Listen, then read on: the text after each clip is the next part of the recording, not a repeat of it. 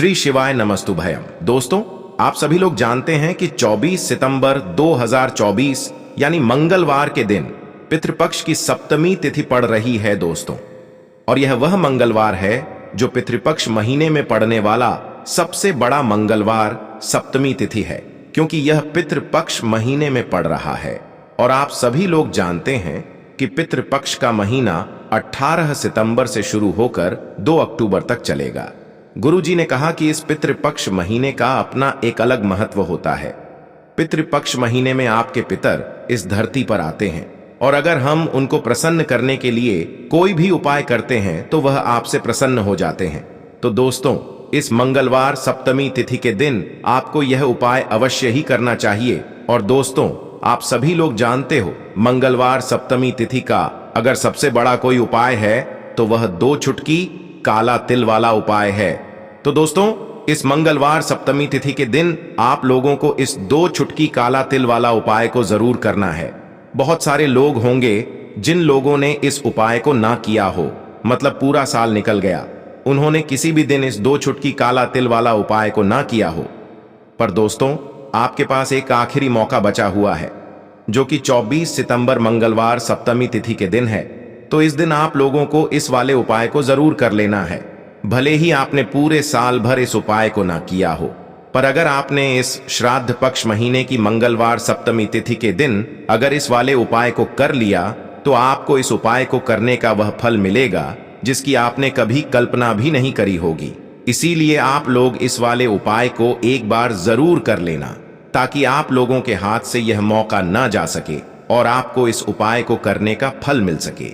दोस्तों, यह उपाय पंडित जी ने अपनी अभी की ही शिव महापुराण की कथा में बताया है, जिस उपाय को आज हम आपको बहुत अच्छे से समझाने वाले हैं।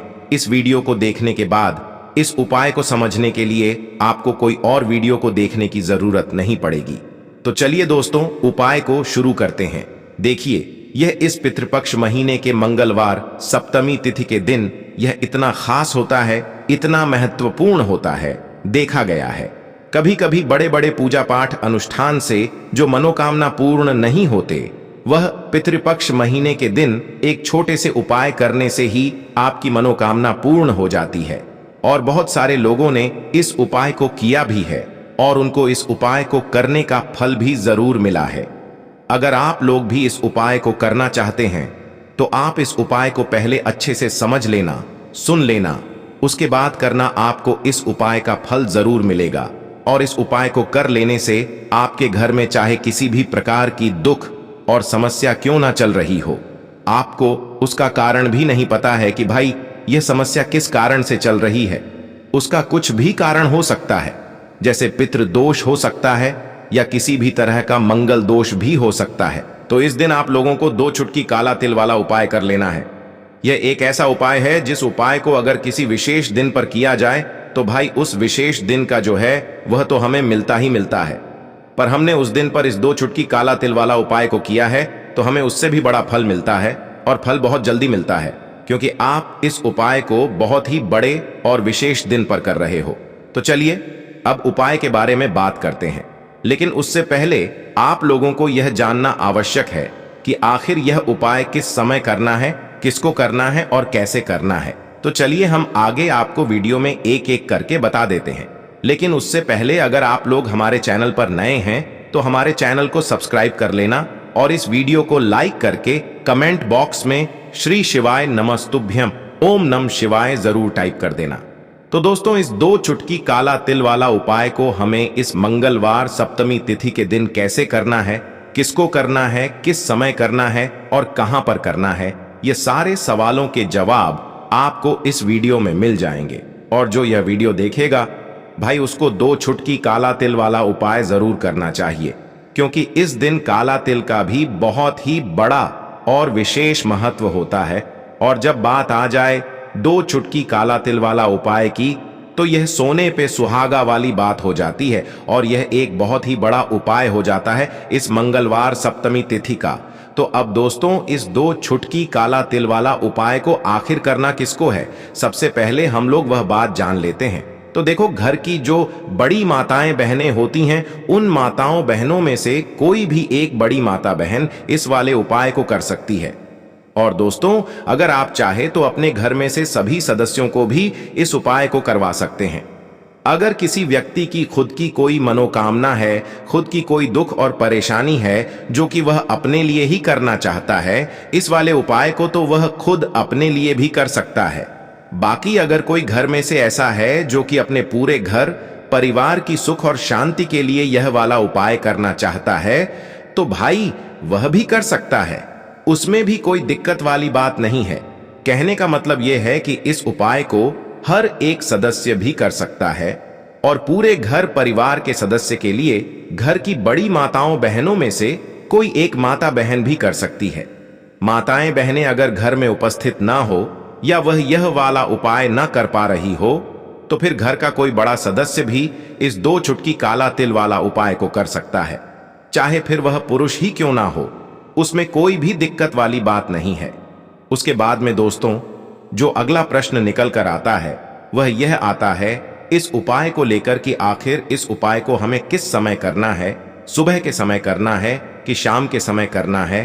तो देखो, इस वाले उपाय को आप लोग सुबह के समय भी कर सकते हो और शाम के समय प्रदोष काल में भी कर सकते हो। अब अगर आप पूछो कि भाई साहब सबसे उत्तम समय कौन सा रहेगा इस 2 चुटकी काला तिल वाला उपाय को करने का, तो हम आपसे बस यही कहेंगे कि इस उपाय को आप सुबह के समय करेंगे तो ज्यादा बेहतर होगा। बाकी अगर शाम के समय भी करेंगे तो भी अच्छा होगा, उसमें कोई भी दिक्कत वाली बात नहीं है। तो अब दोस्तों, जो अगली सबसे बड़ी और महत्वपूर्ण बात आती है वह यह आती है कि सुबह अगर हम उपाय को करेंगे तो हमें कितने बजे से ले कितने बजे तक के बीच में करना है, और शाम के समय प्रदोष काल में करेंगे तो हमें कितने बजे से लेकर कितने बजे के बीच में करना है। तो देखो, सुबह जितनी जल्दी हो सके आप उपाय को करने की कोशिश करना। बाकी अगर किसी कारणवश लेट भी हो जाओ, थोड़ी देर भी हो जाए, तो 10 या 11 बजे तक भी आप उपाय कर लेना, पर 12 बजे से ज्यादा देरी ना हो, ठीक है? इस बात का ध्यान रखना। उसके बाद में दोस्तों, अगर शाम के समय प्रदोष काल की बात करें, प्रदोष काल का जो समय होता है वह शाम के 6 बजे से शुरू हो जाता है। मतलब शाम के 6 बजे से लेकर 7 बजे के बीच का जो समय होता है, यह समय प्रदोष काल का समय होता है। इस उपाय को 7 या 8 बजे के बीच में भी कर सकते हो। मतलब शाम के 6 बजे से रात 8 बजे के बीच में आप कभी भी इस वाले उपाय को कर सकते हो।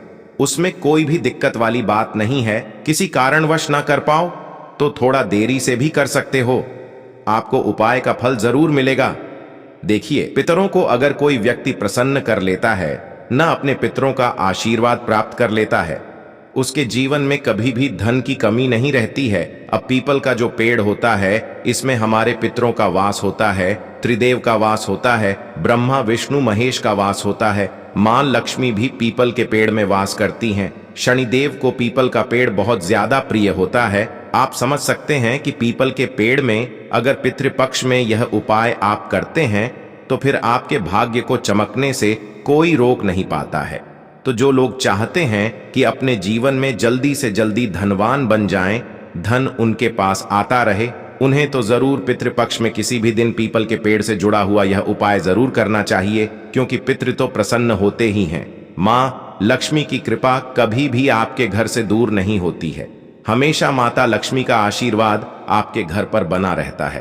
तो चलिए बात कर लेते हैं उपाय को किस तरह से आपको करना है। तो आपको लेना है 2 चुटकी काला तिल, जो कि पितरों को सबसे ज्यादा प्रिय होता है। काला तिल जो कि आपकी कुंडली से शनि दोष को भी दूर करता है। काला तिल जो आपके भाग्य को चमकाने का काम भी करता है। 2 चुटकी काला तिल लेना है, थोड़ा सा लेना है। आपको यहां पर गुड़ और लेना है गाय का कच्चा दूध। अगर गाय का कच्चा दूध ना हो तो जल आप ले लें। अब उस जल के अंदर आपको 2 चुटकी तिल डालना है, थोड़ा सा गुड़ डालना है, और यह मीठा जल लेकर आपको जाना है पीपल के पेड़ के पास। आपके घर के आसपास जहां भी पीपल का पेड़ हो वहां जाएं। सबसे पहले पीपल के पेड़ को प्रणाम करें, अपने पितरों का ध्यान करें और यह मीठा जल आप पीपल की जड़ में चढ़ाएं। यह उपाय सुबह के समय कोशिश करें कि 11 से लेकर अगर 12 बजे के बीच कर लेते हैं तो यह समय सबसे उत्तम होता है। पितरों की पूजा के लिए इस समय कर लें। और अपने पितरों से क्षमा याचना जरूर करें। जो भी आपसे भूल चूक गई हो उसके लिए माफी जरूर मांगे, क्योंकि बहुत बार हमसे बहुत सारी गलतियां हो जाती हैं जिससे कि पितर हमारे नाराज हो जाते हैं। तो पी आए और आपको आशीर्वाद देकर ही जाएं। उनका आशीर्वाद आपको मिलेगा तो कभी भी घर में धन की कमी नहीं होगी, सुख की कमी नहीं होगी, क्लेश आपके घर में नहीं होगा। तो पितृपक्ष में यह एक उपाय जरूर करें, क्योंकि पीपल के पेड़ में हमारे पितरों का वास माना जाता है। पीपल का पेड़ जो होता है, जब भी आप पीपल के पेड़ से जुड़ा हुआ उपाय पितृपक्ष में करते हैं, वो भी काले तिल का उपाय कर लेते हैं तो सोने पर सुहागा ये उपाय हो जाता है। ऐसा समझ लीजिए कि आपके जो काम बहुत लंबे समय से अटके थे, नव काम भी आपके बन जाते हैं। जब पितृ प्रसन्न होते हैं तो पितृ नाराज हैं। इसका पता आप ऐसे लगा सकते हैं, घर में लगातार क्लेश बढ़ रहा है, या फिर पीपल का पेड़, छोटा पेड़ जो होता है, वह आपके घर में कहीं ना कहीं निकल कर आ गया है। रात में बच्चों को सोते सोते भूख या प्यास लगती है तो पितृ आपके नाराज हैं। कर्जे की समस्याएं जिस घर में बहुत ज्यादा बढ़ जाती हैं, उस घर में भी पितृदोष होता है। तो अपने पितरों को प्रसन्न करें और यह उपाय जरूर करें। कितनी बार करना है? एक बार कर लें, 2 बार कर लें, कितनी बार भी इस उपाय को आप कर सकते हैं। एक बार तो जरूर करना चाहिए। अगर आप ज्यादा बार नहीं कर पा रहे हैं, चलिए अब बात कर लेते हैं अपने दूसरे उपाय की, जो कि पितरों को प्रसन्न करने के लिए ही है, जो कि तिल से ही जुड़ा हुआ है। यह उपाय करने से ऐसा समझ लीजिए कि आपके पितृ भी प्रसन्न होते हैं। कोई घर में वास्तु दोष नहीं रुकता है और कभी भी आपके घर में बीमारियां प्रवेश नहीं करती हैं। आपको एक मीठी रोटी बनानी है।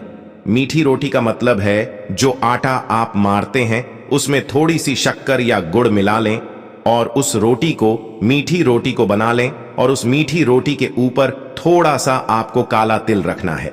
अब यह रोटी आपको पितृपक्ष मंगलवार सप्तमी तिथि में किसी भी गाय को खिला देनी है। अगर काली गाय मिल जाती है तो सोने पे सुहागा, क्योंकि काली गाय बहुत सारे लोग कहेंगे कि मिलती है या नहीं मिलती है। फिर क्या करेंगे?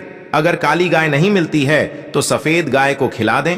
सफेद भी नहीं मिलती है तो किसी भी गाय को खिला देना। पितृपक्ष मंगलवार सप्तमी तिथि में इस उपाय को किसी भी समय कर लेना इतना चमत्कारी, इतना लाभकारी उपाय है। जिस व्यक्ति ने इस उपाय को किया है, पितृ तो प्रसन्न हुए ही हैं। धन की कमी कभी उसके घर में नहीं आती है, क्योंकि जो हमारी गौ माता होती हैं, इनमें 33 कोटि देवी देवताओं का वास होता है। हमारे पितरों का वास भी माना जाता है। बैतरणी से पार करने वाली हमारी गौ माता ही है। इसीलिए पितृपक्ष में गौ माता की सेवा का बहुत ही ज्यादा लाभ व्यक्ति को मिलता है। तो आप ज्यादा कुछ नहीं कर सकते हैं, तो एक मीठी रोटी या एक साधारण रोटी भी बनाकर उस पर गुड़ और थोड़ा सा तिल रखकर आप गौ माता को जरूर खिलाएं। और गौ माता को जब खिलाएं तब आप अपनी मनोकामना भी उनसे कह सकते हैं। जो भी आपको अपने जीवन में चाहिए करके देखिए पितृपक्ष में ये उपाय, और फिर इसका चमत्कार आप खुद देखेंगे। खुद आपको पता चलेगा कि पितृपक्ष में गौ माता की सेवा करने से, उनको गुड़ रोटी और तिल रखकर खिलाने से जीवन में कितना चमत्कार होता है। ऐसा समझ लीजिए, पितृ प्रसन्न तो होते ही हैं। इतना आशीर्वाद आपको उनसे मिलता है कि कभी भी पितृदोष घर में नहीं रुकता। तो पितृपक्ष में किए जाने वाला यह ऐसा उपाय है जो सबसे सरल भी है और सबसे चमत्कारी भी है। तो यह उपाय जरूर करें। सच्ची श्रद्धा से पितरों से क्षमा याचना आपको हमेशा करनी है, क्योंकि देखिए हमसे बहुत बार ऐसी गलतियां हो जाती हैं कि पितृ नाराज हो जाते हैं। जाने अनजाने में ऐसी गलतियां हो जाती हैं, और जब आप अपने पितरों से क्षमा याचना करते हैं तो वह आपको क्षमा बहुत जल्दी करते हैं और साथ ही साथ आशीर्वाद आपको देते हैं। अब बात कर लेते हैं अपने तीसरे उपाय की। इस उपाय को करने से पितृ भी प्रसन्न होते हैं, शनिदेव की कृपा भी मिलती है, और ऐसा समझ लीजिए कि आपके धन में वृद्धि होती चली जाती है। मतलब धन, पैसा, रुपया बढ़ता चला जाता है। ज्यादातर लोग कहते हैं कि पैसा तो आता है घर में लेकिन बढ़ता नहीं, फिर ऊल खर्ची बहुत होती है, धन की बर्बादी बहुत हो रही है, हाथ में पैसा नहीं रुक रहा, तिजोरी में नहीं रुक रहा है, ना व्यापार नहीं चल रहा, अच्छे से काम मिल नहीं रहा। तो जिन लोगों की ये समस्याएं हैं उन्हें पितृपक्ष में यह उपाय जरूर करना चाहिए। देखिए, जब भी आप महादेव की शिवलिंग से जुड़ा हुआ कोई भी उपाय करते हैं न तुरंत के तुरंत आपके पितृ प्रसन्न हो जाते हैं। तो आपको क्या करना है कि अपने घर का एक लोटा जल लेना है, उसमें 2 चुटकी काला तिल डालना है, थोड़ा सा गुड़ डालना है और यह जल आपको महादेव की शिवलिंग पर चढ़ाना है।